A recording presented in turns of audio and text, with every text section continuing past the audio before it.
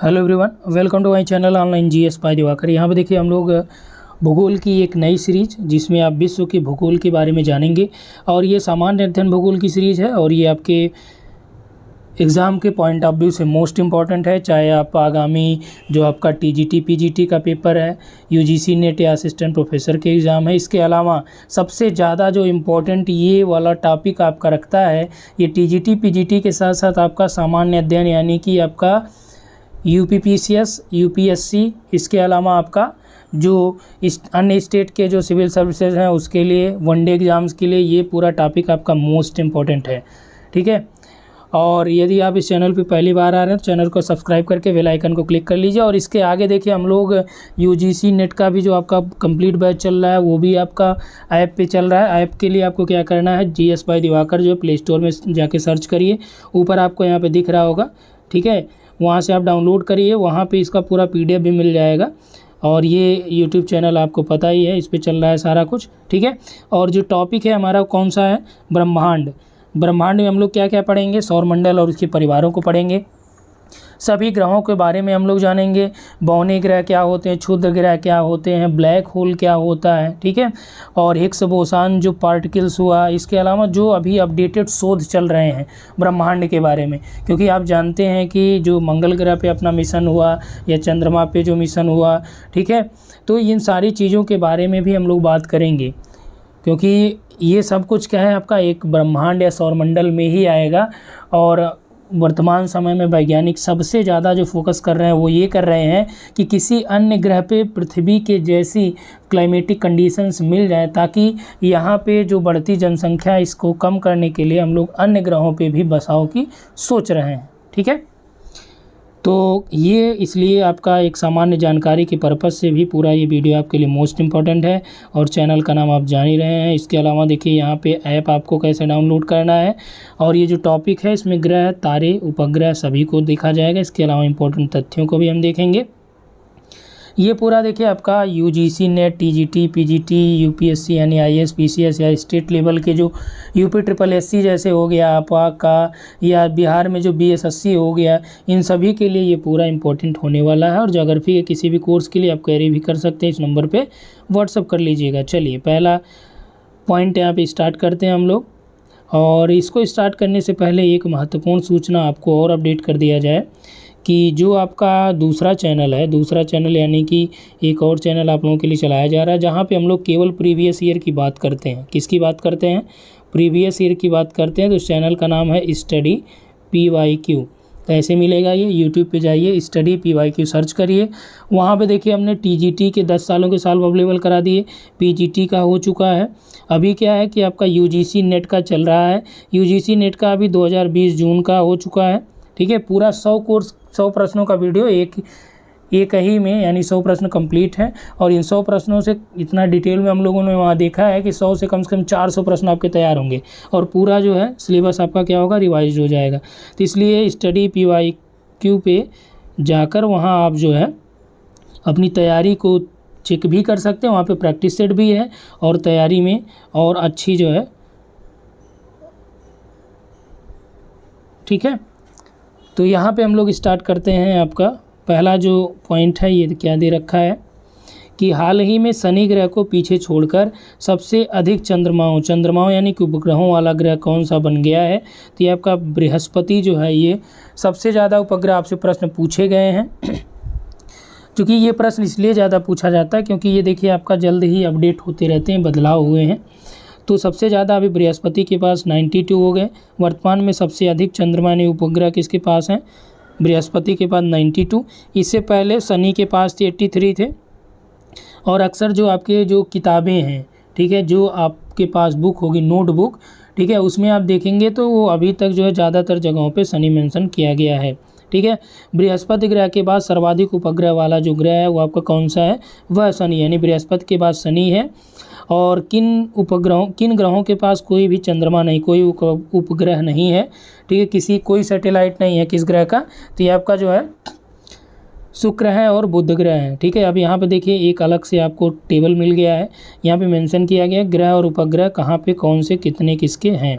ठीक है, तो यहाँ पे समझिए बृहस्पति के कितने हो गए 92 हो गए। दूसरे नंबर पे शनि 83 के साथ है। अरुण यानी यूरेनस, हिंदी इंग्लिश दोनों में लिखा है, ध्यान दीजिएगा। जुपिटर है, सैटर्न है, यूरेनस है, नेपच्यून है, मार्स है, अर्थ है और मरकरी है। यहाँ पे देखिए वरुण यानी नेपच्यून के पास 14 हो गए, यूरेनस के पास 27 हैं, मंगल के पास 2 हैं। ठीक है, आगे इसके बारे में सारे नाम भी आपको देखने को मिलेंगे, मंगल वाले भी, पृथ्वी वाले। तो पृथ्वी वाला तो आप जान ही रहे हैं, आपका चंद्रमा हो गया। ठीक है, और पृथ्वी के चंद्रमा के नाम पे ही अन्य ग्रहों के जो उपग्रह उनको कहा जाता है कि इसके चंद्रमा, या शनि के चंद्रमा 83 हो गए, 83 हो गए, जुपिटर के 92 हो गए, बुध का कोई भी नहीं है, और शुक्र का यानी कि मरकरी और वीनस ऐसे 2 ग्रह हैं जिनके एक भी चंद्रमा नहीं है, एक भी जो है इनके उपग्रह नहीं है। तो ये आपका यहाँ तक क्लियर हो गया। तो आपसे क्या क्या प्रश्न पूछेगा, सबसे ज़्यादा किसके हैं, बृहस्पति के हो गए, किसके नहीं हैं, बुध शुक्र के हो गए। ठीक है, सबसे कम किसके हैं उपग्रह, तो आपके पृथ्वी के हो गए जो 1 है। अब देखिए नेक्स्ट पॉइंट, ये भी आपका मोस्ट इंपॉर्टेंट है। इसमें पूछ रहा है कि घूर्णन काल और सूर्य की परिक्रमा। घूर्णन का मतलब क्या हो गया, रोटेशन का मतलब वो जब अपने अर्थ पे यानी कि अपनी धुरी पे घूमती है। जैसे बुध का जो अपनी धुरी पर घूमने का टाइम है, यानी कि हर एक जो तारे ग्रह हैं वो ग्रह हैं वो क्या करेंगे, अपनी धुरी पे भी चक्कर लगाएंगे और सूर्य का भी चक्कर लगाएंगे। ठीक है, यहाँ पे जैसे आप देखते हैं कि ये आपका सन जो है, मान लीजिए यहाँ पे है, तो पृथ्वी क्या करती है, इसके चक्कर लगाती है। तो ये जो है आपके कापर्निकस महोदय ने जो है बताया था, आगे चल के केपलर ने 3 नियम भी दिए थे। ठीक है, तो वो आपका ब्रह्मांड का जो ऐतिहासिक वर्णन है उसकी बात है, तो वहाँ से आप उसको देख सकते हैं। तो इस तरह से ये कह रहा है कि जब ये सन के, ये मान लीजिए सन है, सूर्य है, इसकी जब परिक्रमा करेगा तब कितना दिन लगेगा, और ख़ुद अपनी धुरी पर भी ये परिक्रमा करते हैं तो कितने दिन लगते हैं। तो सबसे कम जो टाइम है किसका लगेगा, सबसे ज़्यादा टाइम किसका लगेगा, आगे हम लोग देखते हुए चल रहे हैं। देखिए बुध कितना दिन लेता है, 59 दिन लेता है, और सूर्य की परिक्रमा में सबसे कम समय लेता है, 88 दिन लेता है। ठीक है, शुक्र जो है 243 दिन लेता है, और बुध सूर्य की परिक्रमा में शुक्र जो है 225 दिन लेता है। पृथ्वी जो है अपनी धुरी पे यानी घूर्णन काल पृथ्वी का 24 घंटे है, और ये जो है 365 दिन लेती है सूर्य की परिक्रमा करने में। मंगल ग्रह जो है 24 घंटे 37 मिनट में। ठीक है, और 687 दिन लेता है जो आपका सूर्य की परिक्रमा करने में मंगल। बृहस्पति जो है 9 घंटे 55 मिनट में अपनी धुरी पे जाता है, और सूर्य का जो परिक्रमा है वो 12 वर्ष में करता है।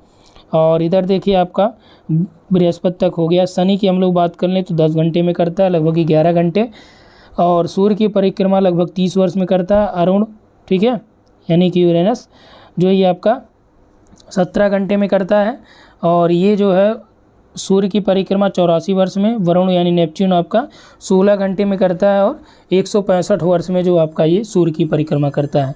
तब एक चीज़ आपने यहाँ से देखा होगा कि ये वाला जो है, ठीक है, घूर्णन काल वाला, इसमें जैसे जैसे आप नीचे आ रहे हैं वो टाइम जो है कम होता चला जा रहा है।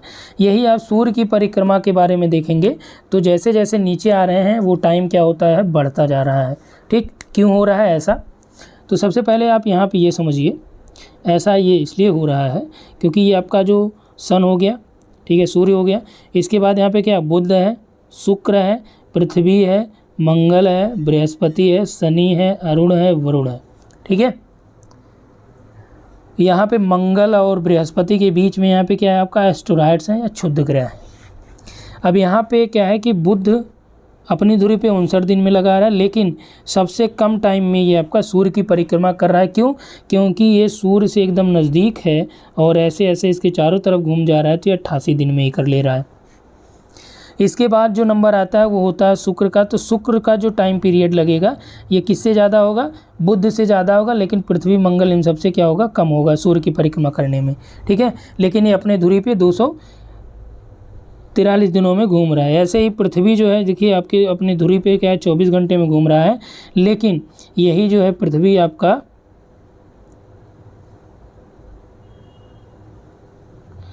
यही पृथ्वी क्या कर रही है कि सूर्य की जो परिक्रमा है 365 दिन में कर रही है। सेम वही चीज़ें आपका यहाँ पे मेंशन किया गया है। तो जैसे जैसे यहाँ पे आप देख रहे हैं सूर्य से डिस्टेंस बढ़ता जा रहा है, वैसे वैसे घूर्णन काल इनका कम होता जा रहा है, लेकिन सूर्य की परिक्रमा में जो समय इनका क्या है बढ़ता चला जा रहा है। ठीक है। तो सबसे लेट जो करेगा वो आपका कौन सा करेगा, इधर आपका नेपच्यून आ गया यानी वरुण आ गया। सबसे कम समय में कौन करेगा, बुध करेगा। क्या करेगा, सूर्य की परिक्रमा। ठीक है, इतना आप लोगों को समझ में आ गया। और वही चीज़ें यहाँ पे हैं, यही चीज़ें आपका एग्जाम में पूछी गई हैं। बुध से प्रश्न पूछे गए हैं, वरुण से भी प्रश्न पूछे गए हैं। अब देखिए ये वाला क्रम भी आपका दे दिया, पृथ्वी के सबसे नज़दीक ग्रह। अब देखिए सूर्य का हमने बता दिया पूरा, ठीक। अब यहाँ से समझिए, थोड़ा पृथ्वी के बारे में भी जान लीजिए। देखिए यहाँ पे छोटा सा बना दे रहे हैं, ये आपका क्या हो गया, ये हो गया आपका सन। ठीक है, कलर चेंज कर दे रहा हूँ तो इससे क्या होगा कि आप और ज़्यादा समझ पाएंगे। ये सन हो गया। इसके बाद जो है दूसरे नंबर पर क्या है, बुध है। फिर ये आपका वीनस है, यानी ये मरकरी हो गया, ये वीनस हो गया। इधर आपका अर्थ हो गया, ये आपका मार्स हो गया। ठीक है, मंगल। फिर आपका यहाँ पे आ जाता है जुपिटर हो गया। ठीक है, ये आपका सैटर्न यानी शनि हो गया। ठीक है, फिर अरुण यानी कि आपका यूरेनस हो गया। और उसके बाद वरुण यानी कि आपका नेपच्यून हो गया। तो यहाँ पे देखिए एन हो गया, यूरेनस हो गया, सैटर्न हो गया, और बृहस्पति आपका जुपिटर हो गया, और ये मंगल आपका मार्स हो गया। ठीक है, ये आपका अर्थ हो गया, और इधर आपका वीनस हो गया, ये आपका मरकरी हो गया। ठीक है, इतना आप लोगों का क्या होगा, क्लियर हो गया है। तो ये क्या है, ये मार्स है। ठीक है, ये वीनस हो गया। ठीक, अब यहाँ से क्या ये प्रश्न पूछ रहा है कि पृथ्वी के नज़दीक ग्रह कौन सा है। तो अब पृथ्वी हमारी कहाँ पे है, पृथ्वी हमारी अर्थ ये है। ठीक है, अब अर्थ के नज़दीक में आपके कौन से हैं, तो अर्थ के नज़दीक में आपका जो है सबसे नज़दीक हो गया शुक्र, इसीलिए इसे पृथ्वी की बहन भी बोला जाता है। ठीक है, इसके बाद आपका मंगल है, तो मंगल और शुक्र के बीच में आपकी पृथ्वी है। फिर इससे ज़्यादा दूरी पे कौन सा है, बुध है। उसके बाद आपका जुपिटर आ जाता है, फिर आपका सैटर्न है, फिर आपका अरुण है यानी यूरेनस है, फिर आपका नेपच्यून यानी कि वरुण है। ठीक है, ये आपने समझ लिया। अब यहाँ से आप ये भी समझ लीजिए कि जो ये एम और जे है, इनके बीच क्या है आपका, एम और जे के बीच में क्या है, एम और जे के बीच एस्टेरॉयड पाए जाते हैं। एम यानी कि मार्स और जे यानी कि जुपिटर, मंगल और बृहस्पति के बीच क्या होते हैं, आपके एस्टेरॉयड्स पाए जाते हैं। और जो ये एस्टेरॉयड्स हैं, इनके जैसे ये सूर्य है ना, इधर इन ग्रहों को यानी कि मंगल, पृथ्वी, शुक्र और बुध, इन चारों को क्या बोलेंगे, इन्हें हम लोग बोलते हैं आंतरिक ग्रह। ठीक है, और ये क्या बोले जाएंगे, ये आपके बाह्य ग्रह बोले जाएंगे, जिन्हें क्रम से हम लोग क्या बोलते हैं, पार्थिव ग्रह और जुवियन ग्रह। ठीक है, तो जुपिटर और सैटर्न, यूरेनस और नेपच्यून ये क्या हो गए, ये बाह्य ग्रह हो गए। और ये जो आपका मार्स, मरकरी और वीनस और अर्थ ये आपके क्या हो गए, इनर प्लेनेट हो गए। ठीक है, अब देखिए यहाँ पे कह रहा है कि पृथ्वी से अधिक त्रिज्या वाले ग्रह कौन से हैं, तो वरुण भी इससे बड़ा है, अरुण है, शनि है, बृहस्पति है। तो सबसे बड़ा जो है आपका यहाँ पे पृथ्वी से बृहस्पति है। और जो पृथ्वी से छोटे वाले हैं वो कौन से हैं, बुध हैं, मंगल हैं, शुक्र हैं। एक तरह से आप समझ सकते हैं कि जो अर्थ है, ठीक है, इससे छोटे वाले में आपके बुध हो गए, मंगल हो गए और शुक्र हो गए। और जो इससे बड़े वाले में है, जो चारों आपके बाह्य ग्रह हैं वो इससे क्या हैं, बड़े हैं, और सबसे बड़े में आपके बृहस्पति हैं। मंगल ग्रह की बात करते हैं।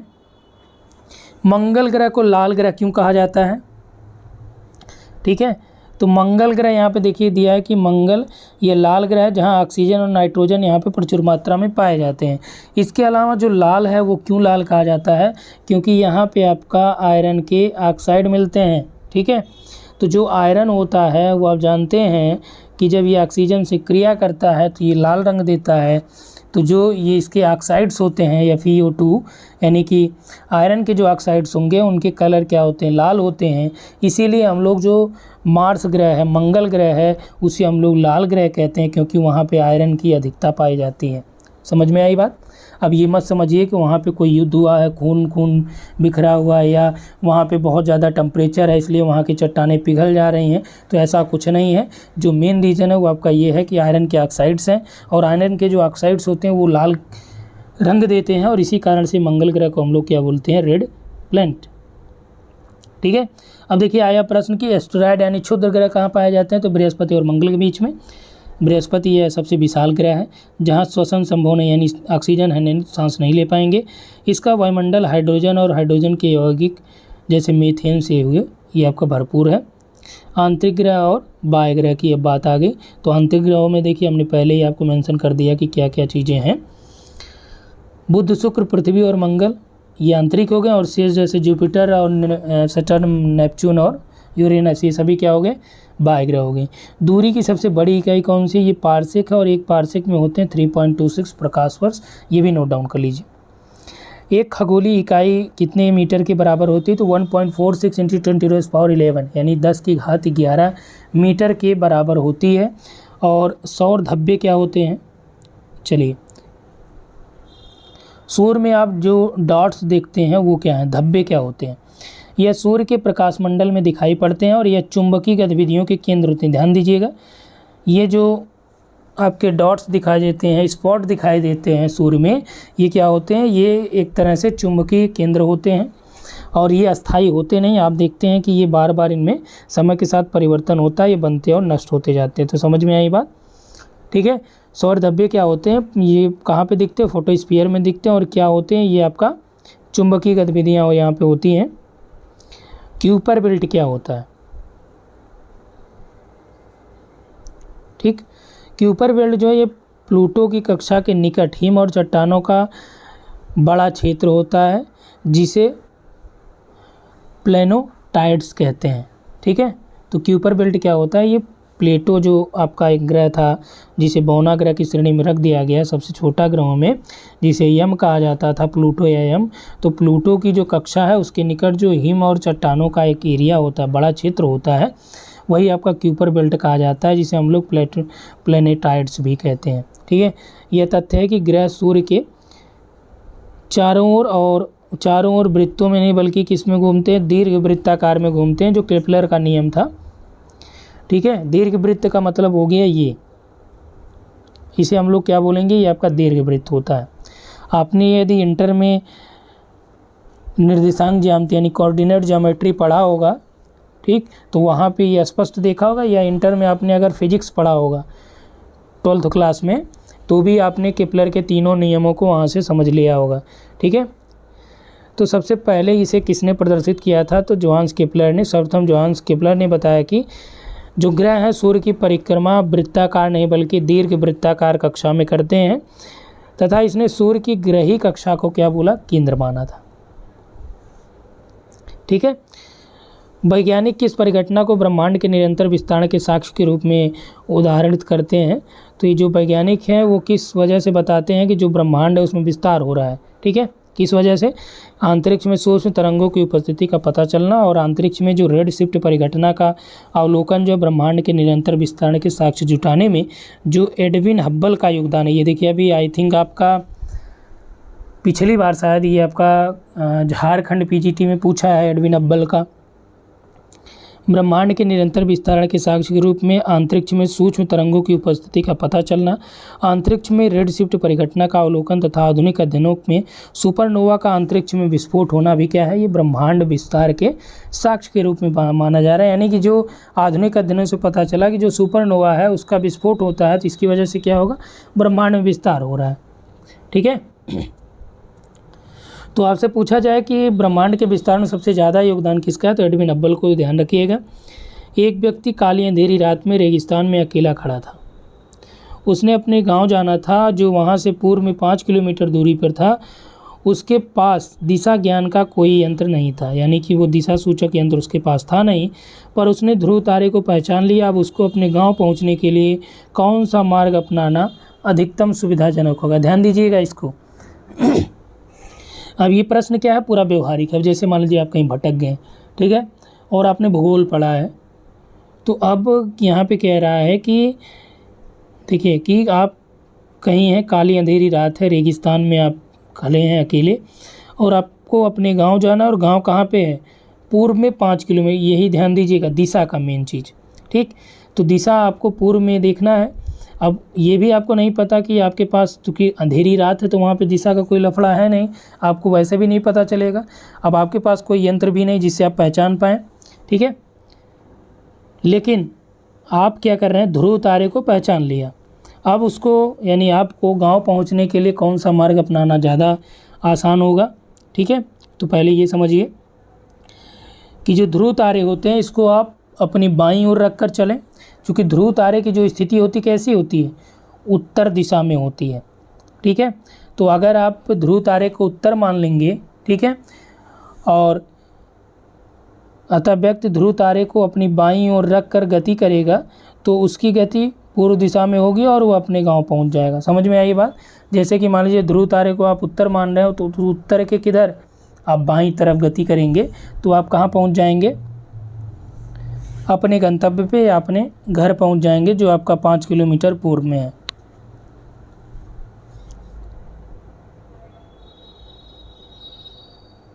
ठीक है, यहाँ तक आपका क्लियर हुआ।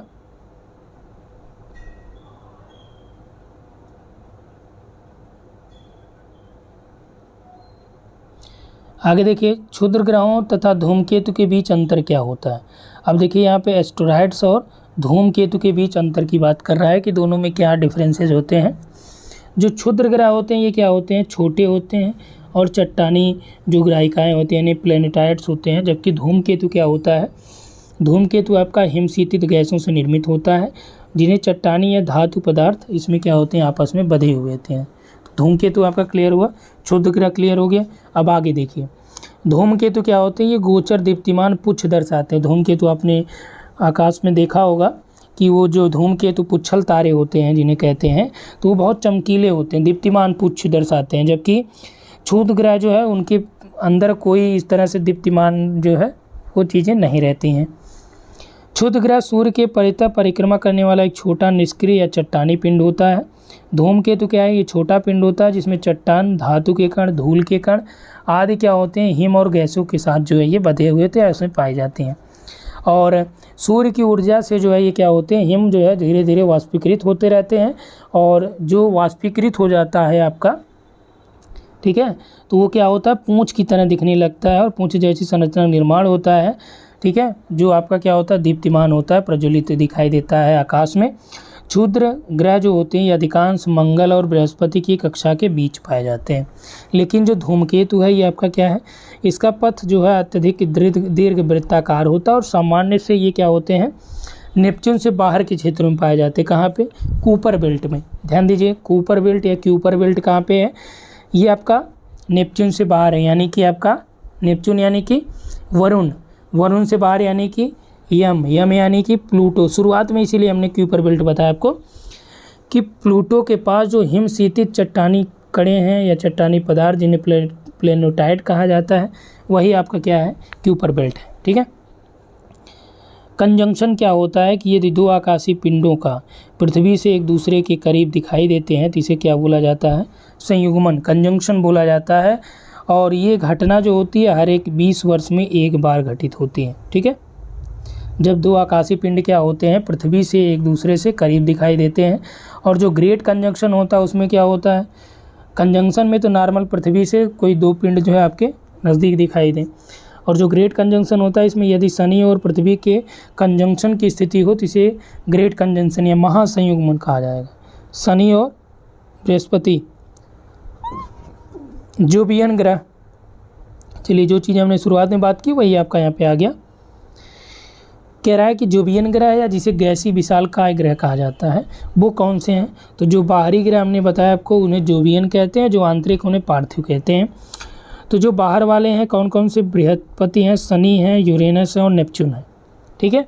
बृहस्पति, शनि, अरुण, वरुण, इनमें जोवियन ग्रह इसे क्यों कहा जाता है, क्यों, यानी जोवियन या विशालकाय गैसी वाला ग्रह, क्योंकि इसमें वायुमंडल की मोटी लेयर पाई जाती है जिसमें ज़्यादातर उस लेयर में क्या होती है, हीलियम और हाइड्रोजन की गैसेज होती हैं, ठीक।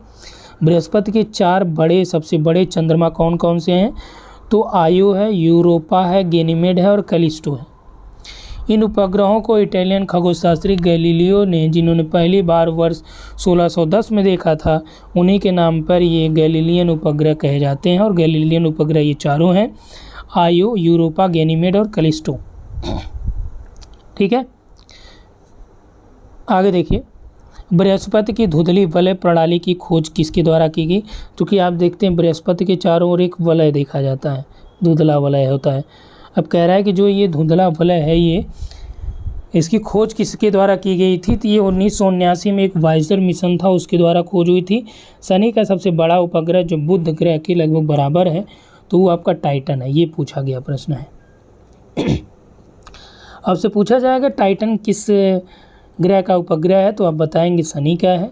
दिसंबर 2021, देखिए लेटेस्ट अपडेटेड हम बात कर रहे हैं। दिसंबर 2021 में लॉन्च किया गया जेम्स वेब स्पेस टेलीस्कोप ने किस अंतरिक्ष दूरबीन का स्थान लिया था? तो ये हबल स्पेस टेलीस्कोप जो पहले से आपका चल रहा था, उसी का स्थान जो है ये आपका जेम्स वेब स्पेस टेलीस्कोप ने लिया था। आगे इसके बारे में बहुत डिटेल है। हबल जो स्पेस टेलीस्कोप को लॉन्च कब किया गया था? ये 24 अप्रैल 1990 को किया गया था। और अंतरिक्ष एजेंसी नासा ने ब्रह्मांड की उत्पत्ति का पता लगाने के लिए टेलीस्कोप स्फेरेक्स लॉन्च करेगा, और ये 2030 की लास्ट के आसपास तक जो है लॉन्च होगा स्फेरेक्स। पृथ्वी का सबसे उच्चतम तापमान रिकॉर्ड कहाँ पे किया गया? ये आपका 20 डिग्री अक्षांश पर सबसे ज़्यादा जो हाई टेम्परेचर रिकॉर्ड किया गया। जनरली हम लोग बात करते हैं कर्क और मकर पे जो है आपका रिकॉर्ड किया जाता है। ठीक है, अधिक सूर्यातप को परिवर्तित करता है जो नवपात हिम से आच्छादित भूमि है। तो यहाँ पे देखिए अब बात क्या होगी, एल्बिडो की आ गई। तो यहाँ पे कह रहा है सबसे ज़्यादा जो परावर्तित करता है, जो सूर्य की किरणों को परावर्तित करे, उसे हम लोग क्या बोलते हैं? एल्बिडो बोलते हैं। ठीक है, तो सबसे ज़्यादा जो एल्बिडो होता है वो किसका होता है? जो बर्फ़ होती है। तो सबसे ज़्यादा एल्बिडो किसका हो जाएगा? बर्फ़ का हो जाएगा। तापक्रम के संबंध में कौन सी बात यहाँ पे सत्य है? दक्षिणी गोलार्ध की तुलना में उत्तरी गोलार्ध में जो तापमान का वार्षिक परिसर क्या होता है, ये अधिक है। तापमान के विषय में कौन सा कथन सत्य नहीं है? अधिकतम तापमान की मेखला विषुवत रेखा के सहारे पाई जाती है। किसके सहारे? अधिकतम जो टेम्परेचर की मेखला विषुवत रेखा के सहारे पाई जाती है। क्यों? क्योंकि यहाँ पे जो है आपका वर्ष भर सूर्यातप जो है लंबवत रहता है, सर्वाधिक प्राप्त होता है। ठीक है, क्लियर हो गया। ग्रीष्म काल में आर्द्र उष्मा का अनुभव होता है जब मौसम कैसा हो? उमस वाला होता है, यानी जो मगी मौसम होता है, तो ग्रीष्म काल में आर्द्र उष्मा का अनुभव किया जाता है। जब मौसम क्या होता है? उमस वाला हो, तो वहाँ पे आर्द्रता भी होती है। आपको पसीना तो नहीं आएगा, लेकिन आपको चिपचिपा सा लगेगा, तो वो उमस वाला मौसम होता है। ठीक है,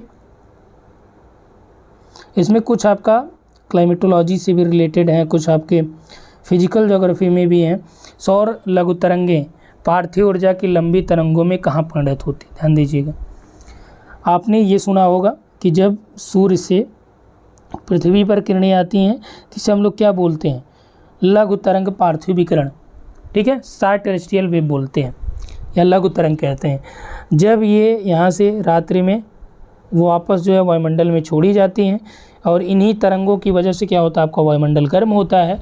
और जो ये इधर से यानी धरातल से आपका वायुमंडल में छोड़ी जाएंगी, इन तरंगों को हम लोग क्या बोलेंगे? दीर्घ पार्थिव विकिरण।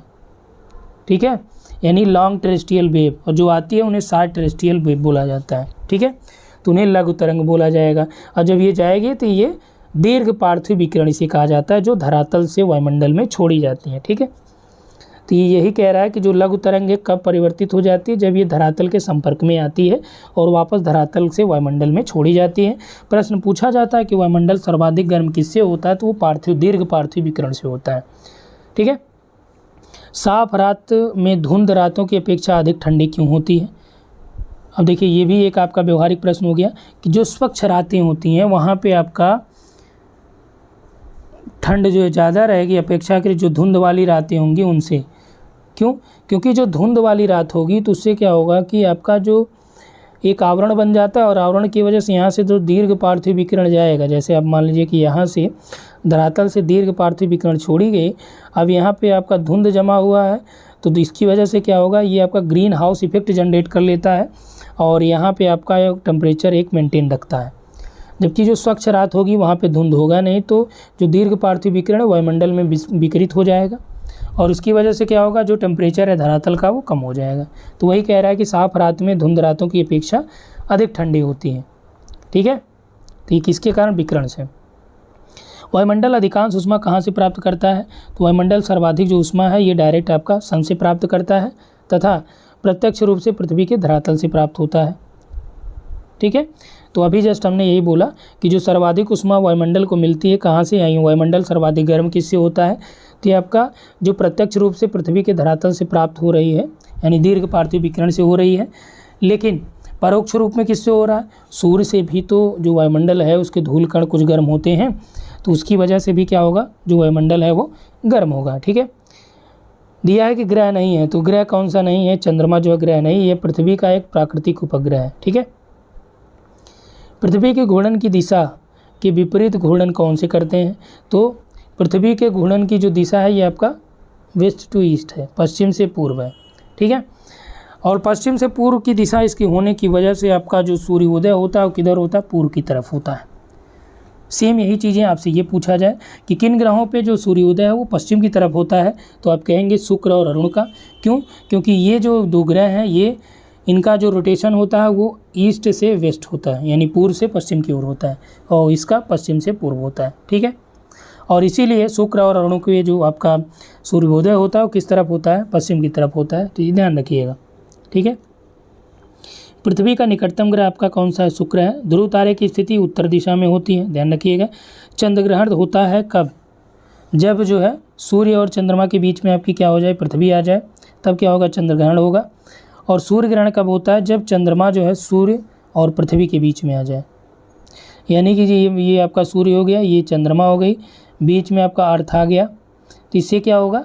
चंद्र ग्रहण होगा। क्यों चंद्र ग्रहण होगा? क्योंकि जो सूर्य से यहाँ पे आपका सनलाइट आ रही है, ये पृथ्वी जो है क्योंकि चंद्रमा से बड़ा है तो ये उसको ढक लेगी और चंद्रमा पे क्या होगा? छाया आ जाएगा, तो इसीलिए कहा गया कि चंद्रमा को ग्रहण लग गया। ठीक, अब यहीं पे कह रहा है कि सूर्य ग्रहण कब होता है? जब चंद्रमा जब पृथ्वी और सूर्य के बीच में आ जाए। अब जैसे ये आपका सूर्य हो गया सन, इधर आपका मून हो गया, ये आपका अर्थ हो गया। ठीक है, अब यहाँ पे कह रहा है तो ये आपका क्या हो गया? सूर्य ग्रहण हो गया, क्योंकि बीच में आ गई। ठीक, सेलिनी नामक अंतरिक्ष यान को चंद्रमा की कक्षा में भेजने वाला देश कौन सा है? तो सोलिनी जो है किसके द्वारा भेजा गया? जापान के द्वारा। चंद्रमा की पृथ्वी से दूरी जो है लगभग 3,64,000 यानी 364,000 किलोमीटर है। ब्लू मून जो परिघटना है वो किससे संबंधित है? तो ब्लू मून जो परिघटना है, जब एक ही माह में 2 पूर्णिमा हो तो उसे हम लोग ब्लू मून कहते हैं। जब किसी वस्तु को पृथ्वी के से चंद्रमा पे ले जाया जाता है तो उसका भार क्या होता है? घट जाता है।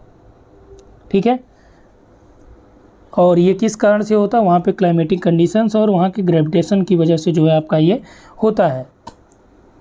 जैसे यहाँ पे किसी व्यक्ति का मान लीजिए भार जो है 100 kg है, तो वो चंद्रमा पे क्या होगा? भार उसका कम हो जाएगा। जब अर्धचंद्र होता है तो सूर्य, पृथ्वी और चंद्र के बीच का जो कोण होता है कितना होता है? 90 डिग्री। अर्धचंद्र का मतलब ये चंद्रमा हो गया, ये अर्थ हो गया, ये सन हो गया, तो ये अर्धचंद्र हो गया। ठीक है, चंद्रमा के धरातल पर 2 व्यक्ति एक दूसरे की बात नहीं सुन सकते। क्यों? क्योंकि यहाँ पे वायुमंडल नहीं है, और चंद्रमा पर वायुमंडल नहीं होने की वजह से, क्योंकि जो हम लोग वाणी बोल रहे हैं, जैसे मैं आपको यहाँ पे बता रहा हूँ, आपको आवाज़ क्यों सुनाई दे रहा है? क्योंकि यहाँ पे आपका जो है एक मीडियम है, माध्यम है संचार का, जो वायु है। ठीक है, वायु के कंपन की वजह से, जैसे हम कोई भी वॉइस बोल रहे हैं अपन निर्वात में, यही जहाँ पे वायु ना हो वहाँ मैं बोलूँ तो आपको आवाज़ हमारी नहीं सुनाई देगी, क्योंकि जब हम बोलते हैं तो जो वायु के कणों में क्या होता है? कंपन होता है, और इन्हीं कंपन की वजह से आपको आवाज़ सुनाई देती है, आवाज़ होती है, और ये आवाज़ जो आपका रिकॉर्ड माइक कर रहा है, ठीक है, वो आप तक इसको जो है ध्वनि ऊर्जा को यहाँ पर कन्वर्ट कर दे रहा है। पूर्णिमा के चंद्रमा के समान यहाँ पे दिया है कि पूर्णिमा के चंद्रमा के सामान्य से अधिक जो चमकदार जो पूर्णिमा का चंद्रमा होता है वो जनरली जो डेली आपके चंद्रमा दिखते हैं उससे ज़्यादा चमकदार होता है। क्यों? क्योंकि ये स्थिति होती है उपभू की। अपभू यानी कि दूरी क्या होता है? उपभू यानी कि नज़दीक का होता है। ठीक है, तो पृथ्वी से ये नज़दीक है।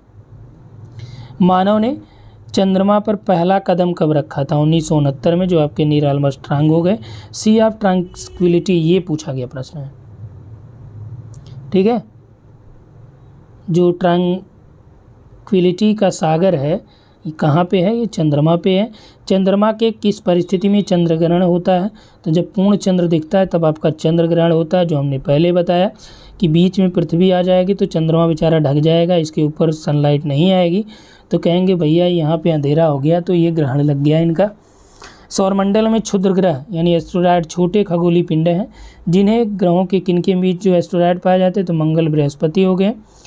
मंगल बृहस्पति कक्षाओं के बीच सूर्य के चारों ओर परिक्रमा करने वाले छोटे सेल के टुकड़े के समूह को हम लोग एस्टेरॉयड कहते हैं। हेल-बॉप किसका नाम है? तो पुच्छल तारा का नाम जो है हेल-बॉप है। उल्का क्या होते हैं? ये अंतरिक्ष से पृथ्वी के वायुमंडल में जो प्रविष्ट पदार्थ होते हैं, जैसे उल्का पिंड होते हैं, मतलब कि जो मान लीजिए कि आपका ग्रह वर घूम रहे हैं, या इसमें से क्या होते हैं, कुछ छोटे टुकड़े टूट के यहाँ पे बिखर जाते हैं और वो धरातल की तरफ आते हैं, और जब वायुमंडल में प्रवेश करते हैं इन्हें उल्का कहते हैं। जैसे उल्काओं से ये धरातल पे गिरते हैं तो इनसे क्या होता है, गड्ढा बन जाता है, जैसे लोनार झील है महाराष्ट्र की। वर्ष का सबसे बड़ा दिन कब होता है? तो 21 जून 22 दिसंबर को। ग्रीष्म अयनांत प्रतिवर्ष होता है 21 जून को। उत्तरी गोलार्ध में जो सबसे बड़ा दिन है वो आपका 21 जून को है। दक्षिणी गोलार्ध में जो सबसे बड़ा दिन है वो 22 दिसंबर को, ध्यान रखिएगा, ठीक है। दोपहर में अपनी छाया सबसे छोटी किस तिथि को होती है? तो ये 21 जून को होती है। और उत्तरी गोलार्ध में जो कर्क संक्रांति के समय 12 घंटे का दिन होगा, ये कहाँ पे होगा? ये विषुवत रेखा पर होगा, ठीक है। वर्ष भर रात दिन बराबर होते हैं, कहाँ पे? भूमध्य रेखा पर जो है रात दिन बराबर होंगे। विषुव या इक्विनॉक्स क्या होता है कि जब दिन और रात बराबर होते हैं, विषुव या इक्विनॉक्स कहते हैं। तो विषुव की स्थिति कब आती है? इक्विनॉक्स कब होता है? 21 मार्च और 23 सितंबर को। इस दिन जो है दिन और रात लगभग बराबर होते हैं। उत्तरी गोलार्ध में जो सबसे छोटा दिन होता है कब होता है? 22 दिसंबर को। और यहाँ पर दिया है कि किसे प्रायः लघु हिमकाल माना गया था? तो 1950 ईस्वी को लघु हिमकाल। और महान जो हिमयुग आया था, इसे हम लोग प्लिस्टोसीन युग को महान हिमयुग कहते हैं, ठीक है। दक्षिणी गोलार्ध में जो सबसे बड़ा दिन होगा कौन सा? 22 दिसंबर है। इसी दिन उत्तरी गोलार्ध में सबसे छोटा दिन हो जाएगा। और उत्तरी गोलार्ध में 21 जून सबसे बड़ा दिन है, दक्षिणी गोलार्ध में 21 जून क्या होगा? सबसे छोटा दिन होगा, ठीक है। जो उत्तरी गोलार्ध में है उसी का अपोजिट आप दक्षिणी गोलार्ध में कर लीजिए। महाद्वीप किस तरह से अलग हुए थे? तो ये प्लेट टेक्टोनिक्स या विवर्तनिक क्रिया के द्वारा हुए थे। विभिन्न प्रकार के वहाँ पे आपके बल भी काम कर रहे थे, अलग अलग विद्वानों ने अलग अलग चीज़ें बताई थी, ठीक है, जिसमें वेगनर, टेलर, प्लेट विवर्तन की थ्योरी, ये सभी हैं। भारत प्राचीन सुपर महाद्वीप गोंडवाना लैंड का भाग है। इसमें वर्तमान समय का कौन सा भूभाग शामिल था? ठीक है, जो गोंडवाना लैंड है ये भारत जो है उसी का पार्ट माना जाता है। तो इसमें कह रहा है कि गोंडवाना लैंड जो, चूँकि अंगारा लैंड और गोंडवाना लैंड दो आपके पार्ट बने थे, ठीक है। जो आपका पंजिया विभाजित हुआ तो उत्तरी पार्ट और दक्षिणी पार्ट, तो उत्तरी पार्ट को आपका अंगारा लैंड, दक्षिणी गोंडवाना लैंड कहा गया। तो यहाँ पे वही कह रहा है कि जो गोंडवाना लैंड है, तो गोंडवाना लैंड में और कौन से आते हैं? तो दक्षिण अमेरिका, अफ्रीका और ऑस्ट्रेलिया को भी शामिल किया जाता है। अब यही देखिए यूजीसी नेट में आई थिंक 2015 या 16 में शायद पूछा गया है। पृथ्वी पर जीवन के प्रादुर्भाव का प्रथम जीवाश्मी साक्ष्य जो है कब से मिलने चालू हो गए? 3.5 बिलियन वर्ष पूर्व से ही। डायनासोर का काल जो आज से कितने वर्ष पहले था? तो 6 करोड़ वर्ष पूर्व लगभग था।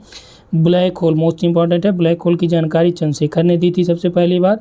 तारे जो है किस रंग के सूचक होते हैं? तो तारों का जो रंग सूचक होता है कि जैसे जितना ताप उनके होते हैं, ठीक है, ताप की वजह से वो आपके चमकीले दिखाई देते हैं। जो बहुत चमकीला होगा बहुत गर्म होगा। एक निश्चित आकृति में व्यवस्थित ताराओं का जो समूह होता है उसे नक्षत्र हम लोग कहते हैं। ब्लैक होल अंतरिक्ष में एक पिंड है जो किसी भी प्रकार के विकिरण को क्या करता है? अपने ओर नहीं आने देता। जैसे विकिरण आएगी तो उसको क्या करता है? ऑब्जर्व कर लेता है अपने में कि भाई आ जाओ तुम, यहाँ से तुमको कहीं नहीं जाना है। तो ये किस कारण से होता है? क्योंकि जो ब्लैक होल है उसकी जो डेंसिटी है बहुत हाई होती है, ठीक। जब वहाँ से कोई विकिरण गुजरेगा नहीं, जिसकी ब्लैक होल होता है यही है कि जब वहाँ से जैसे कोई भी चीज़ आपको काली क्यों दिखाई देगी? जो आप शर्ट पहनते हैं वो काली क्यों दिखाई देती है? क्यों? क्योंकि ये जो है जो किरणें हैं उनको एब्जॉर्ब कर लेती है, रिफ्लेक्ट नहीं करती है। अगर रिफ्लेक्ट करे तो जिस कलर को वो रिफ्लेक्ट करेगी हमें वही कलर दिखेगा। जैसे रेड को आप कहेंगे तो वो रेड जो है सभी को एब्जॉर्ब करके रेड को रिफ्लेक्ट करता है, तो हमें रेड दिखाई देगा, रेड कलर, ठीक है। ब्लैक क्या करता है कि ये सभी को एब्जॉर्ब कर लेगा, किसी को जो है रिफ्लेक्ट नहीं करता है। तो इसीलिए हमको जो कहा जाता है कि गर्मियों में आप जो है ब्लैक कलर के शर्ट्स या टी शर्ट न पहने, ठीक है। इससे क्या होगा कि वो जब चूँकि सूर्य की सभी किरणों को ऑब्जर्व कर लेगा तो उसमें जो गर्मी है उससे और ज़्यादा लगेगी, इसीलिए कहा जाता है वाइट आप पहनिए, ठीक है। तो वाइट जो है सबको रिफ्लेक्ट कर देता है। तो वही चीज़ यहाँ पे है कि आपका उच्च घनत्व के कारण ये इसीलिए ब्लैक होल जो था, आगे उसके बारे में और डिटेल है। महाविस्फोट सिद्धांत संबंधित है किसके? ब्रह्मांड की उत्पत्ति से है। तारों के मध्य जो दूरी ज्ञात की जाती है प्रकाश वर्ष से निकलती है। यदि एक प्रेक्षक जो तारों को क्षितिज से लंबवत उठते देखता है तो वह अवस्थित होता कहाँ पे? जैसे कोई इक्वेटर पे है और यहाँ से देखे कि क्षितिज से ये लंबवत आपका तारे उठ रहे हैं, तो इसका मतलब वो कहाँ पे खड़ा है? व्यक्ति जो है विषुवत रेखा पे, इक्वेटर पे है। एक ऐसा खगोलीय वस्तु जिसे दूरबीन से नहीं देखा जा सकता, कौन सा है आपका? ब्लैक होल है, कृष्ण छिद्र, ठीक है। आकाशगंगा वर्गीकृत की गई तो ये सर्पिलाकार गैलेक्सी के रूप में जो है सर्प के आकार की। हमारे अंतरिक्ष में कितने तारामंडल हैं? लगभग 89 है। तारों के कारण घटित आकाशीय परिघटना को हम लोग क्या बोलते हैं? कृष्ण विवर बोलते हैं, या ब्लैक होल भी आप कह सकते हैं। वह सीमा जिसके बाहर तारे आंतरिक मृत्यु से ग्रसित होते हैं वो कहलाती है चंद्रशेखर सीमा, ध्यान रखिएगा, ठीक है। चंद्रशेखर लिमिट आंतरिक शब्दावली से संबंधित नहीं है, कौन सा? बाइट है। ये देखिए चूँकि जो आपके प्रश्न पूछे गए हैं एग्ज़ाम में उन्हीं सब का ये कलेक्शन है एक तरह से, और इसको हम लोग और डिटेल में आपको समझाते हुए चल रहे हैं। चलिए, अंतरिक्ष में नहीं पाया जाता है ब्रिटल स्टार, ये भी देखिए PYQ के सॉल्व हैं। कृष्ण छिद्र सिद्धांत को किसने प्रतिपादित किया था? तो ये एस चंद्रशेखर ने किया था। जिस तारामंडल के तारे ध्रुव तारे की ओर संकेत करते हैं वह कौन सा? सप्तऋषि है, ठीक है। हब्बल जो अंतरिक्ष टेलीस्कोप था जो 1905 में पहली बार एक दूरस्थ तारे के सतह की छाया भेजी थी, उस तारे का क्या नाम था? बिटलग्यूस था, ठीक है। 1995 में 90 में लगाया गया था ये। हमारी आकाशगंगा के केंद्र की परिक्रमा करने में सूर्य को समय लगता है 25 करोड़ वर्ष। प्रकाश इकाई प्रकाश वर्ष जो दूरी का है, किस ग्रह के चारों ओर वलय हैं? तो ये आपके शनि हैं। सौरमंडल का सबसे बड़ा जो ग्रह है वो आपका कौन सा है? बृहस्पति है। सबसे छोटा जो आपका कौन सा है? पहले प्लूटो था, अभी क्या है? बुध है। सर्वाधिक चमकीला आपका शुक्र है। यूरेनस क्या है? ग्रह है यूरेनस, वही आपका अरुण।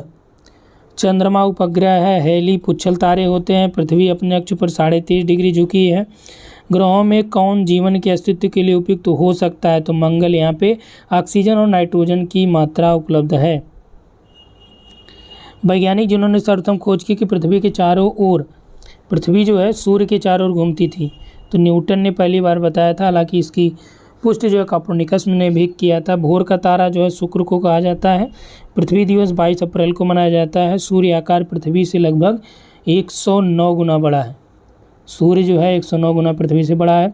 सौरमंडल का सबसे ठंडा ग्रह कौन सा है? नेपच्यून है, वरुण।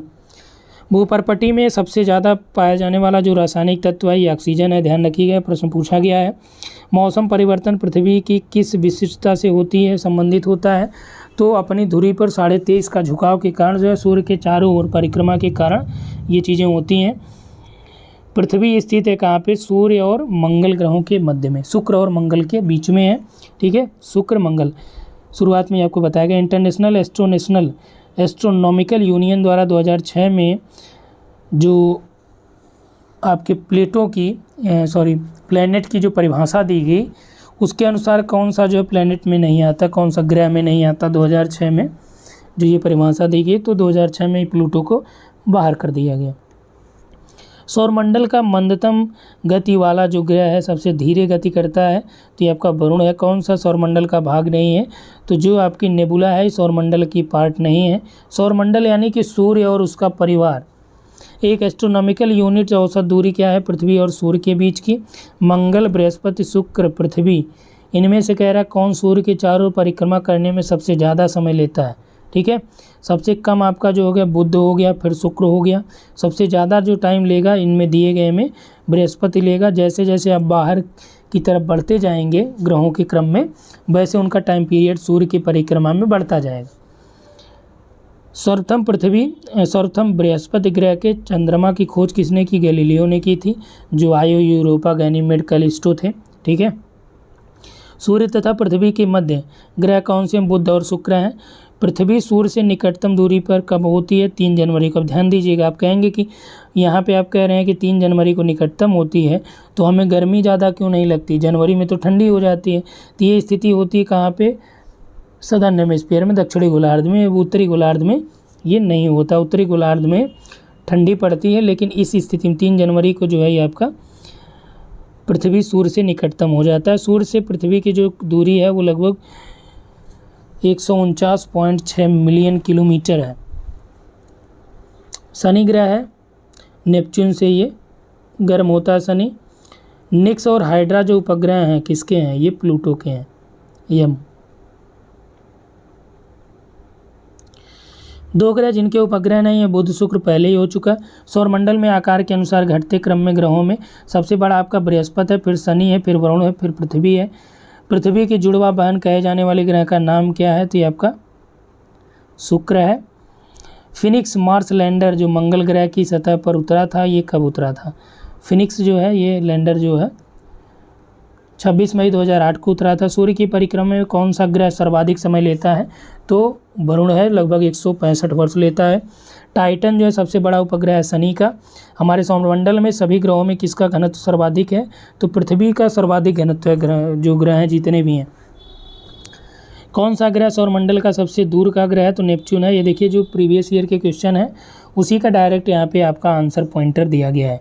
सूर्य से निकटतम आपके बुध हो गए। हाइड्रोजन, हीलियम और मीथेन जो प्रमुख गैसें हैं जो विद्यमान कहाँ पे होती हैं? बृहस्पति, शनि और मंगल पे ये चीज़ें हैं। हालांकि मंगल पे आपका ऑक्सीजन भी विद्यमान है, नाइट्रोजन है। सूर्य का प्रभाव मंडल उत्पन्न होता है तो ये आपका प्रकाश के अपवर्तन के द्वारा है। पृथ्वी के तरल अभ्यंतर से भिन्न चंद्रमा का जो अभ्यंतर कैसा है? वो श्यानद्रव वाला है। पृथ्वी जो बृहस्पति का वलय होता है ये किससे बना हुआ है? सिलिकेट से बना हुआ है। तो बृहस्पति में जो वलय होते हैं ये धुंध वलय होते हैं। अंतरिक्ष यान कैसिनो जून 2004 में किस ग्रह का चक्कर लगाना चालू किया? शनि का। सूर्य से बढ़ते दूरी के क्रम में ग्रह आपके बृहस्पति हो गए। पृथ्वी है, बृहस्पति, यूरेनस और नेपच्यून। कौन सा ग्रह सबसे कम समय में सूर्य का चक्कर लगाता है? तो ये बुध है। ये देखिए PYQ की मैं बात कर रहा हूँ, जो प्रीवियस ईयर में पूछे गए प्रश्न है। किसने ये पहली बार बोला कि पृथ्वी जो है क्या है? गोलाकार है? तो अरस्तु ने कहा था। किसने सर्वप्रथम यह प्रतिपादित किया कि सूर्य हमारे सौरमंडल का केंद्र है और पृथ्वी उसकी परिक्रमा कर रही है? तो कोपर्निकस। सूर्य की ऊर्जा उत्पन्न होती है नाभिकीय संलयन के द्वारा। सूर्य में हाइड्रोजन और हीलियम का जो वहाँ पे संलयन होता है। पृथ्वी परिक्रमा करती हुई प्रति मिनट करीब करीब कितनी दूरी तय कर लेती है? तो लगभग 27.83 किलोमीटर प्रति मिनट ये दूरी यानी इसकी स्पीड होती है 1 मिनट में। प्रत्येक सूर्य ग्रहण होता है केवल अमावस्या के दिन। सायंकाल का जो तारा है शुक्र को कहते हैं। दिन रात होते हैं भू परिभ्रमण के कारण, यानी कि जो पृथ्वी परिक्रमा करती है उसकी वजह से आपके दिन रात होते हैं। किसमें पृथ्वी के अलावा अन्य जीवन की संभावना है? क्योंकि वहाँ की पर्यावरण जीवन के अनुकूल है। मंगल की बात कर रहे थे। शनि सूर्य के चारों ओर एक चक्कर लगाने में लगभग 29 वर्ष का समय लेता है। यूरेनस जो है ये लगभग 84 वर्ष का समय लेता है, यानी अरुण। नेपच्यून जो है लगभग 165 वर्ष लेता है। मेराइनर क्या है? ये कृत्रिम उपग्रह एक है। एक जीवधारी के रूप में पृथ्वी का जो वैज्ञानिक नाम है ये क्या है? ग्रीन प्लेनेट है। किस ग्रह के पास सर्वाधिक उपग्रह या चंद्रमा है? आप देखिए चूँकि ये जो आपका प्रीवियस ईयर में पूछा गया, जब आपको ये कहा जाए कि सर्वाधिक उपग्रह किसके हैं और ऑप्शन में आपका बृहस्पति न दिया रहे, तब आप शनि को लगाएंगे, और बृहस्पति है तो उसके 92 हैं तो उसको लगाइए।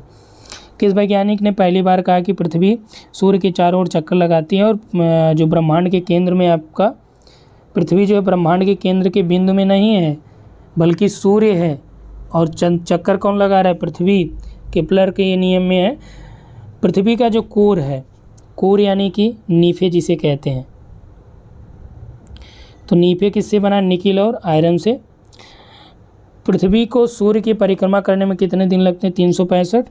पृथ्वी पर मरुभूमि होने की संभावना अधिक कहाँ पे? मरुभूमि यानी कि रेगिस्तान, तो ये 23.5 डिग्री के पास है, सर्वाधिक संभावना है। सौरमंडल का सबसे भारी और आकार में बड़ा ग्रह कौन सा है? बृहस्पति है। ठीक, इसके बारे में और भी कॉन्सेप्ट्स हैं जो आपका रेगिस्तान डेवलप होता है। पृथ्वी के परितः घूमने वाले कृत्रिम उपग्रह के बाहर गिराई गई कोई गेंद जो है पृथ्वी के चारों ओर उपग्रह के समान आवर्तकाल में ठीक उसी आवर्तकाल से गति करती है, ठीक है, और उसी की कक्षा में घूमती रहेगी।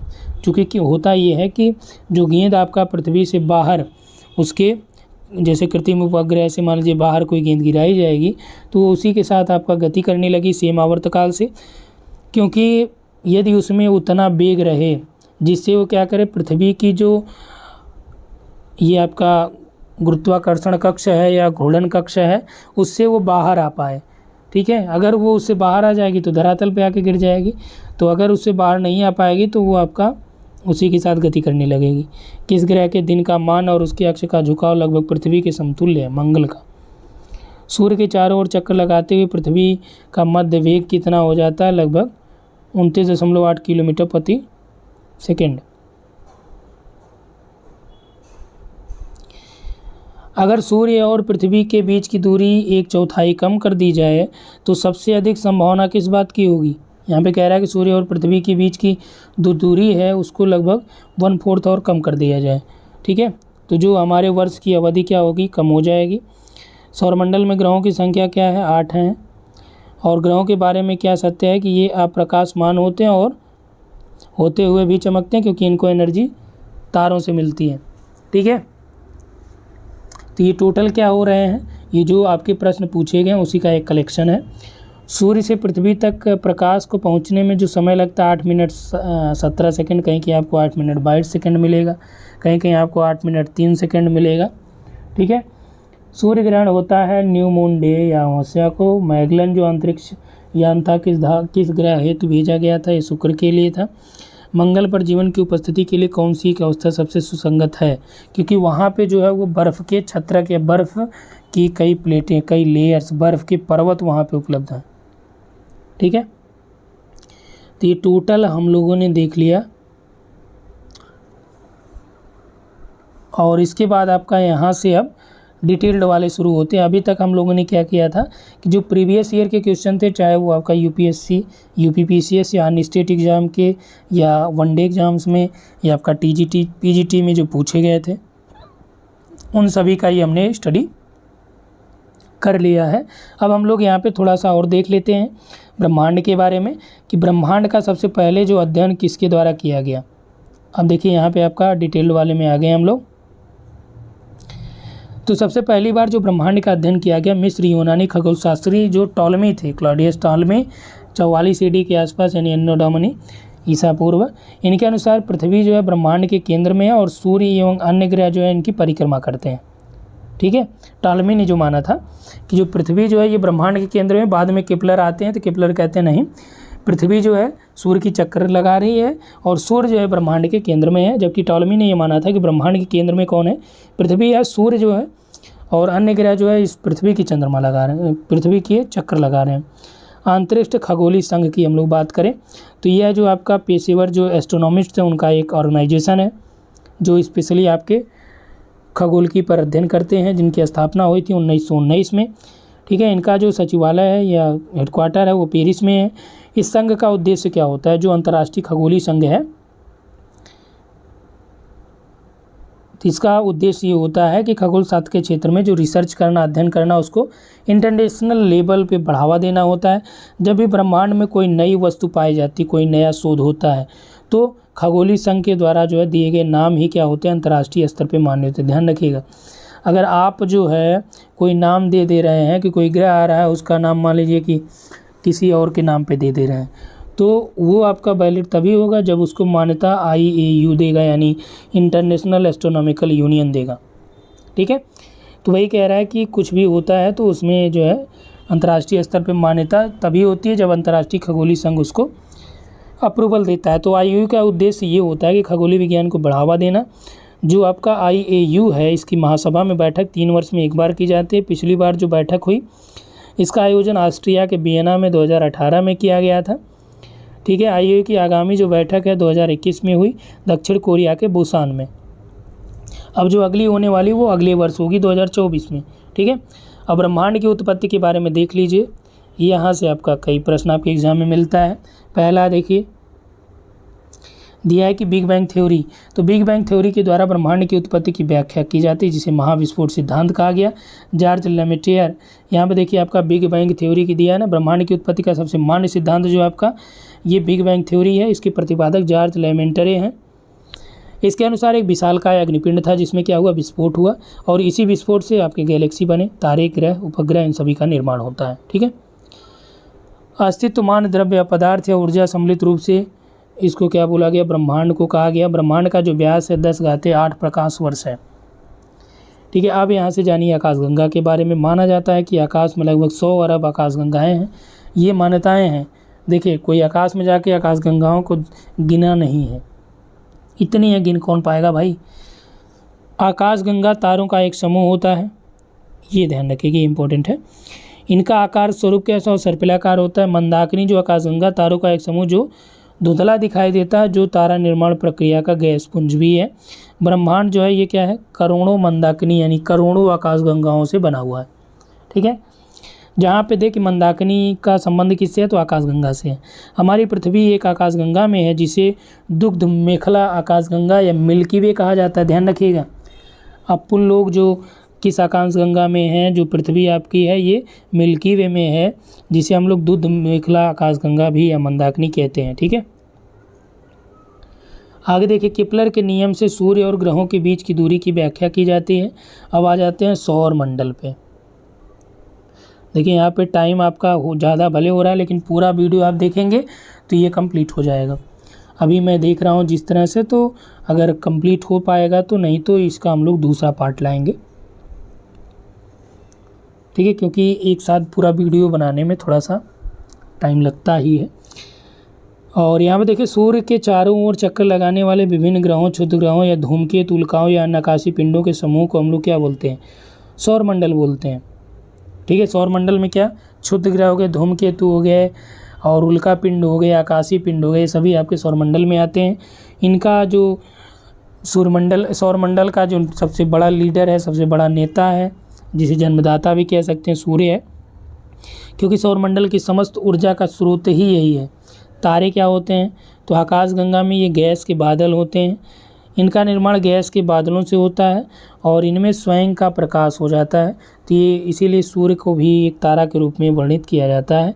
ठीक है, क्योंकि यहाँ पे जो गैस होते हैं इनमें क्या होता है, संलयन होता है, और इनके संलयन की वजह से या रिएक्शन की वजह से क्या होता है, यहाँ पे एनर्जी जनरेट हो जाती है, जो हमें ऊर्जा के रूप में दिखती है, या चमकीले प्रकाश के रूप में दिखती है। चलिए आगे सूर्य की बात कर लेते हैं। सूर्य जो है दुग्ध मेखला मंदाकिनी यानी मिल्की वे के केंद्र के चारों ओर ये चक्कर लगा हुआ है।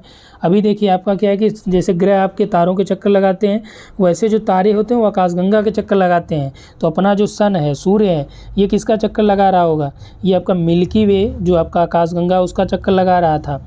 और उसका चक्कर कितने टाइम में ये पूरा करेगा, 25 करोड़ वर्ष में, जिसे हम लोग ब्रह्मांड वर्ष कहते हैं।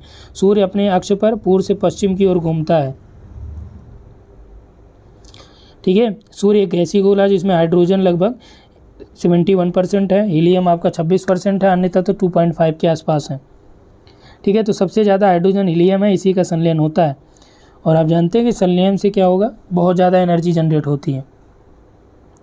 सूर्य का जो केंद्रीय भाग होता है उसे हम लोग क्रोड कहते हैं, और क्रोड का जो टेम्परेचर है ये लगभग 1.5 × 10⁷ डिग्री सेंटीग्रेड होता है। जैसे ही क्रोड से आप बाहर आएंगे तो सतह का जो तापमान होगा कितना होगा, 6000 डिग्री सेंटीग्रेड। सौरमंडल में सूर्य का जो द्रव्यमान है वो लगभग 99.8% है, यानी सौरमंडल में सूर्य अकेले ही इतना विशाल है। तो आप सोच सकते हैं सूर्य के ऊर्जा का जो स्रोत है क्या है, नाभिकीय संलयन है। सूर्य की दीप्तिमान सतह को प्रकाश मंडल कहा जाता है, जिसे फोटोस्फीयर हम कह सकते हैं। सूर्य ग्रहण के समय सूर्य के दिखाई देने वाले भाग को हम लोग क्या बोलते हैं, कोरोना कहते हैं। ये कोरोना जो अभी आया ये नहीं, ठीक है, कोविड-19 वाला नहीं। सूर्य की जो किरण है जिसे कोरोना एक्सरे किरणें उत्पन्न होता है, ठीक है, कोरोना या किरण को, सूर्य के प्रकाश को पृथ्वी तक पहुंचने में लगभग 8 मिनट 16 सेकेंड या 17 सेकेंड या कहीं कहीं 22 सेकेंड मिलेगा। सौर ज्वाला को उत्तरी ध्रुव पर हम लोग अरोरा बोरियालिस कहते हैं और दक्षिणी ध्रुव पर अरोरा ऑस्ट्रालिस कहा जाता है, ये ध्यान रखिएगा। ठीक है, सूर्य का व्यास जो है पृथ्वी के व्यास का लगभग 110 गुना है। सूर्य का सबसे निकटतम तारा कौन सा है? प्रॉक्सिमा सेंचुरी, जिसे अल्फा सेंचुरी कहते हैं। समझ गए आप। सूर्य किसका भाग है? मिल्की वे का है। अपना अर्थ भी मिल्की वे का भाग है, जो आकाशगंगा है। सूर्य किसकी चक्कर लगाते हैं? यानी तारे आकाशगंगाओं का लगाता है, तो सूर्य किसका लगा रहा है? आपका मिल्की वे का लगा रहा है। सूर्य का सबसे निकटतम कौन सा? आपका प्रॉक्सिमा सेंचुरी, अल्फा सेंचुरी है। सूर्य और पृथ्वी में सभी तत्वों की संरचना क्या है? समान है, लेकिन सूर्य में जो है आपका लिथियम की मात्रा पृथ्वी की तुलना में 100 गुना कम है। हालांकि दोनों का निर्माण जो है एक ही साथ हुआ है। हाल ही में जुलाई 2020 में नेचर एस्ट्रोनॉमी में प्रकाशित एक अध्ययन में ये माना गया कि सूर्य में जैसे कम द्रव्यमान वाले तारे के कोर, जैसे हीलियम ज्वलन के चरण के दौरान जो लिथियम उत्पत्ति की घटना के विषय में ठोस पर्यवेक्षण के शास्त्र भी प्रस्तुत किए गए थे। ये देखिए आपका जैसे जैसे ये रिसर्च हो रहा है तो आपको यहाँ पे मिलता जाएगा। इसके अलावा देखिए और चीज़ें क्या हैं कि सूर्य से संबंधित कुछ फैक्ट देख लीजिए। पृथ्वी से जो न्यूनतम दूरी है ये आपका लगभग 15 करोड़ माना जाता है औसतन, ठीक है। और लेकिन जब न्यूनतम पूछा जाएगा तो ये 14.70 करोड़ या 14 करोड़ 70 लाख किलोमीटर है। और पृथ्वी से जो अधिकतम दूरी होगी ये 15 करोड़ 21 लाख किलोमीटर हो गया। जो औसत दूरी हो गई 14 करोड़ 98 लाख हो गया, लगभग 15 करोड़। सूर्य का जो व्यास है कितना है? ये आपका है 13,92,000 किलोमीटर है। आयतन कितना है? पृथ्वी से 13 लाख गुना।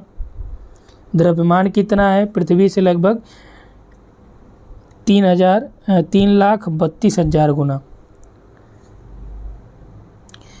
सूर्य के जो धब्बे होते हैं, स्पॉट होते हैं, उसका टेम्परेचर कितना वहाँ पे? तो चूंकि ये स्पॉट है तो उसका टेम्परेचर लगभग 1500 डिग्री सेंटीग्रेड होता है, ठीक है। सूर्य के जो फोटोस्फीयर है उसके ताप की हम लोग बात करें, सतही, तो ये आपका 6000 डिग्री सेंटीग्रेड है। केंद्र का जो ताप है 15 मिलियन डिग्री सेंटीग्रेड है। ऊर्जा उत्सर्जन यहाँ पे लगभग कितना होता है? 1 सेकेंड में 10⁻26 जूल ऊर्जा। सोचिए कितनी एनर्जी। घूर्णन की अवधि की बात करें तो लगभग ये आपका 26 दिन आपका भूमध्य रेखा के सापेक्ष है। ध्रुवों के सापेक्ष जो है घूर्णन सूर्य का जो है ये आपका 33 दिन है। जो यहाँ पे चीज़ें मेंशन की गई ध्यान रखिएगा। ये रासायनिक संगठनों की बात करें तो हाइड्रोजन सबसे ज़्यादा 71, हीलियम 26 है। आयु की बात करेंगे 5 बिलियन वर्ष लगभग मानी जाती है। कोई पुख्ता सबूत इसका नहीं है। सामान्य तारे का संभावित जीवन काल लगभग 10 बिलियन होता है। सूर्य से पृथ्वी तक प्रकाश पहुंचने में लगा समय लगभग 8 मिनट 16-17 सेकेंड या कहीं 22 मिलेगा, तो कन्फ्यूज मत होइएगा। सूर्य के प्रकाश की चाल जो है कितनी है? तो ये 3 लाख किलोमीटर प्रति सेकेंड है, ठीक है। एक प्रकाश वर्ष सूर्य के प्रकाश के द्वारा, प्रकाश वर्ष क्या होता है कि सूर्य के प्रकाश के द्वारा एक वर्ष में जितनी दूरी चली जाए, तो ये कितना है? 9.46 × 10⁻12 किलोमीटर में। एक पारसेक, पारसेक क्या है? दूरी का सबसे बड़ा इकाई है। एक पारसेक में 3.26 प्रकाश वर्ष होता है, ठीक है। अब आते हैं सौरमंडल के पिंडों के बारे में। तो सौरमंडल के पिंडों को हम लोग 3 पार्ट में डिवाइड करते हैं। एक आपके जो परंपरागत ग्रह हो गए, जिसमें आपके बुध, शुक्र, पृथ्वी, मंगल, बृहस्पति, शनि, अरुण, वरुण, यानी कि आपके मरकरी, वीनस, अर्थ, मार्स, जुपिटर, सैटर्न, यूरेनस और नेपच्यून, ठीक है। बौने ग्रहों में आपका देखिए प्लूटो है, सिरस है, जिसे UB313 कहा जाता है। लघु ग्रह कौन से हो गए? धूमकेतु, उपग्रह या छोटे जो पिंड हो गए, ठीक है। सभी ग्रह पश्चिम से पूर्व भ्रमण करते हैं, ध्यान रखिएगा ये। लेकिन शुक्र और अरुण ये करते हैं क्या? पूर्व से पश्चिम करते हैं। और इन पे जो आपका सन दिखाई देगा वो किधर से दिखेगा? वो पश्चिम दिशा में सूर्योदय होगा। और अन्य ग्रहों पे जो पश्चिम से पूर्व घूमते हैं उनमें क्या होता है? वो आपका पूर्व दिशा में होता है, ठीक है। अब यहाँ से आपका प्लैनेट हो गया, यानी कि ग्रहों के बारे में। अब ग्रहों के बारे में हम लोग बाद में देख लेते हैं, क्योंकि आज का जो वीडियो है काफ़ी लंबा हो गया है, लगभग आपका 1 घंटे का हो गया। तो आज के लिए इतना ही। इसके बाद देखिए ग्रहों के बारे में बहुत कुछ है इसमें, और इसी से पूरा आपका, चाहे आप TGT PGT की बात करेंगे, यहाँ तक कि सिविल सर्विसेज में जो आपका समीक्षा अधिकारी की हम लोग बात करें, अगले महीने आपका, या अगले महीने क्या इसी महीने नोटिफिकेशन आ जाएगा, तो सब कुछ आपको वहीं से मिल जाएगा, ठीक। चंद्रमा के लिए जो मिशन चलाए गए, तो सारा कुछ आपको इसमें हम लोग दिखाने वाले हैं। और लास्ट में चल के यहाँ पे देखिए चंद्रमा पे जो अभी हाल ही में या मंगल के जो मिशन है उसको भी हम लोग यहाँ पे क्या है आपको डिटेल में दिखाएंगे। देखिए 2023-24 के दौरान मंगल ऑर्बिटर मिशन के साथ लाल ग्रह पर दोबारा कदम रखने की तैयारी। 25 सितंबर 2014 से ये भारत लगा हुआ है इसमें, ठीक है। 2021 की बात कर रहे हैं, 20 की बात कर रहे हैं, कोविड-19 वाला भी आ गया। तो सारा कुछ हर एक देखिए, अभी मंगल ग्रह में आपने पढ़ा, ये बृहस्पति में आपको ये पढ़ना है, ठीक है। तो सारा कुछ इसी तरह से आपको मिलने वाला है। और इसका PDF आपको कहाँ मिल जाएगा, वो आपको मिल जाएगा जो अपना ऐप है, ठीक है। ऐप कौन सा है, GS बाय दिवाकर करके है ऐप। आपको ये डाउनलोड करना बहुत ज़रूरी है, क्योंकि वहाँ पे देखिए आपका फ्री टेस्ट भी है और फ्री स्टडी मटेरियल भी है, वो भी आप वहाँ से जाके देखिए। इसको आप डाउनलोड करके फ्री टेस्ट भी अटेम्प्ट करिए। आपको लगे कि आपको कोर्स ज्वाइन करना है, बहुत ही सस्ते में आपका कोर्सेज सारे कुछ उपलब्ध है यहाँ पे, और बहुत टाइम के लिए, जैसे UGC नेट का जो है 18 मंथ के लिए वैलिडिटी है। आपको इसी में ही फर्स्ट पेपर भी हो जाएगा, ज्योग्राफी हो जाएगा, सारा कुछ इसी में कराया जाएगा, ठीक है। तो इसमें इतना ही। Thanks for watching. और ये पूरा वीडियो कैसा लगा कमेंट करके ज़रूर बताएं। इसके अलावा जो आपको यहाँ पे जिस पॉइंट में आपको डाउट है वो भी आप कमेंट कर सकते हैं। और ये जो सीरीज़ हम लोग कर रहे हैं, इस सीरीज़ में आपका पूरा वर्ल्ड ज्योग्राफी की बात करेंगे। जैसे महाद्वीपों का जो भूगोल है, अमेरिका हो गया, जो आपका उत्तरी अमेरिका, दक्षिणी अमेरिका, एशिया, आपका अफ्रीका, इन सभी के महाद्वीपों की बात करेंगे, इन सभी के देशों की ज्योग्राफी की बात करेंगे। टोटल इसी तरह से आपका कराया जाएगा। और जो दूसरा चैनल है उस पर हम बात कर रहे थे कि PYQ का, तो लगभग वहाँ पे आपका 2 से 3 हज़ार PYQ हो चुके हैं। कौन सा चैनल है, स्टडी PYQ, फिर से देख लीजिए, सर्च आपको क्या करना है, स्टडी PYQ, और इसको जाइए, वहाँ पे पीछे बहुत सारे वीडियोज़ पड़े हैं जो प्रीवियस ईयर के हैं, उसको आप देखिए और अपनी तैयारी में और अच्छा जो है शार्पनेस लाइए। तो इन्हीं शुभकामनाओं के साथ इस वीडियो में इतना ही। Thanks for watching.